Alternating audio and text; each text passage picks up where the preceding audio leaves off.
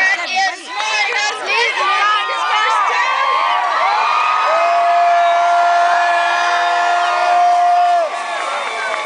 How about a warm welcome to Alaska's first student, my husband, Todd People.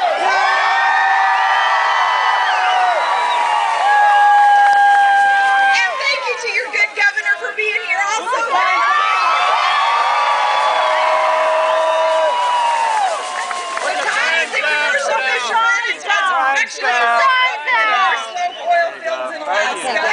And he is a proud member of the United Steelworkers Union. He's a great dad. And Todd is a four-time world champion snow machine racer. Are you getting it? That's nice.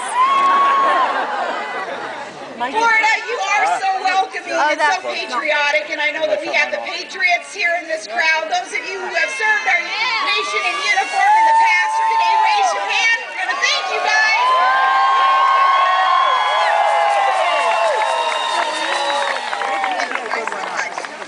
And we do. We thank you for your service and for your sacrifice. We owe you. You are allowing us to be here freely assembling with a free election coming up.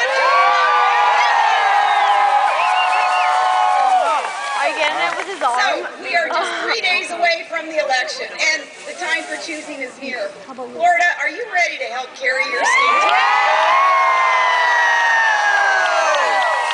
Are you ready to make John McCain the next president?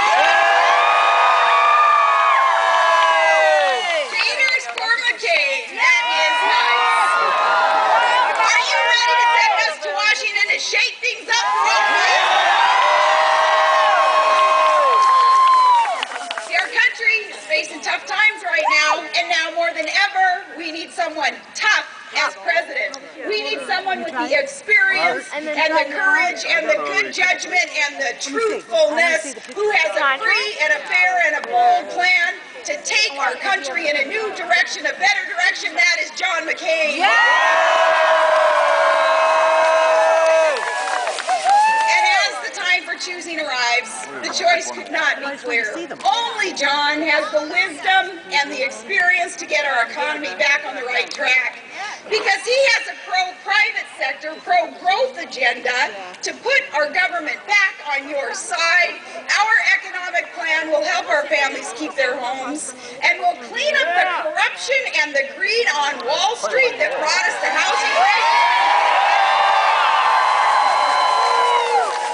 We're going to help our retirees keep their savings and investments. Our esteemed elders in this country who built up our families and built up our communities, working all their lives for these savings and investments. And because of the greed and the self-dealing on Wall Street and in Washington, they're forced today to worry about those investments. That's not right. That's not fair. On our watch, we will help secure them. Also in our economic plan, we'll help all of us afford good health care, and we're going to help our students be able to afford college.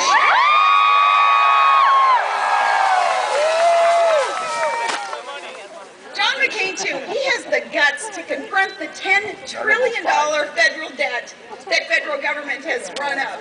$10 trillion that we're expected to pass on to our kids for them to pay off. That is not right, not fair. That's not going to happen on our watch. We'll confront it, and we'll impose a spending freeze on all but the most vital functions of government, our defense budget, taking care of veterans and our seniors. Those will be off the table. We're going to balance the federal budget by the end of our first term. And look, you can count on John and on me to fulfill our promises because we're the only candidates in this race with track records of reform. We have not just been talking the talk. John and I both have walked the walk. John, of course, known as in the Senate there, not just for being the patriot, but for being the maverick. He's taken on the self-dealing and the abuses of power. And he's wanted this earmark reform to really get kicked in. He's worked so hard for that. I, too, as governor, taken on the good old boy network and not being afraid of the scars that you're going to get out of that process. Go, Sarah!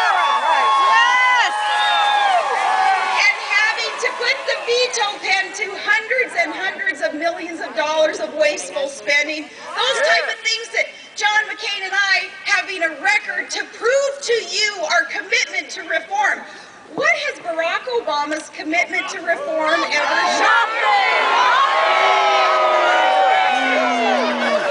He'd only served about 300 days in the U.S. Senate before becoming a presidential candidate.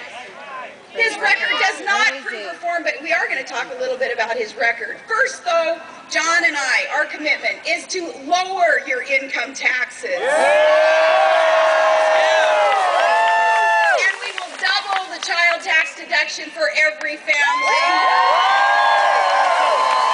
And we will cut the capital gains tax.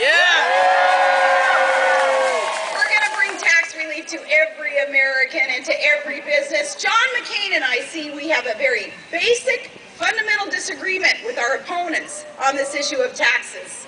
We learned just this week that America's GDP actually fell in the third quarter of this year, and this is the worst possible time to raise taxes. But Barack Obama still wants to impose a massive new tax burden, and according to an independent analysis, our opponents' new policies will destroy nearly 6 million jobs over the next decade. See, Senator Obama has an ideological commitment to higher taxes. His record proves it. His statements prove it. He seems so to adjust his tax plan pronouncements nearly every day lately, flip-flopping around on the issues involved in the plan. But see, his commitment to higher taxes, though, never changes. And you just have to look at his record on this. He voted 94 times for higher taxes on hard-working, middle-class Americans. Supporting higher taxes even on those making just $42,000 a year. And now he's committed to nearly $1 trillion more in new spending, but he won't tell you where the dollars will come from for all these new proposals.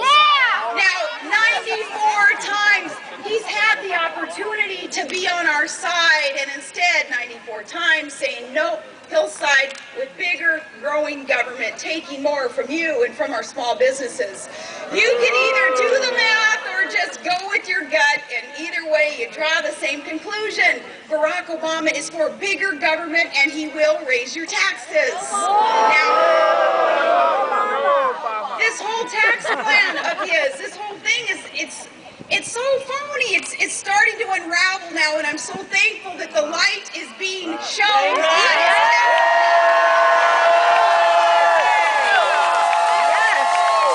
And Florida, it's just in the nick of time, because you need to know candidly from him what his plans are here. And it seems like now, every few days, we're getting a new definition, what he calls the middle class, whose taxes that he promises not to raise. So important that we pay attention to what he's saying here. First, remember, middle class was defined as those making under $250,000 a year. And then Joe Biden said a few days ago, nah, it's those making above $150,000 a year. They'd be the ones hit with the higher taxes. And then just yesterday, Governor Bill Richardson, top surrogate for the Obama campaign, working hard to get Barack elected. He said Obama's tax plans would define middle class as $120,000 and under. And that's a whole lot of Americans. And you know how many small businesses fit into that category? So many small businesses are going to be slammed with this tax increase. So now, according to Bill Richardson, now we're down to less than half of the original income level.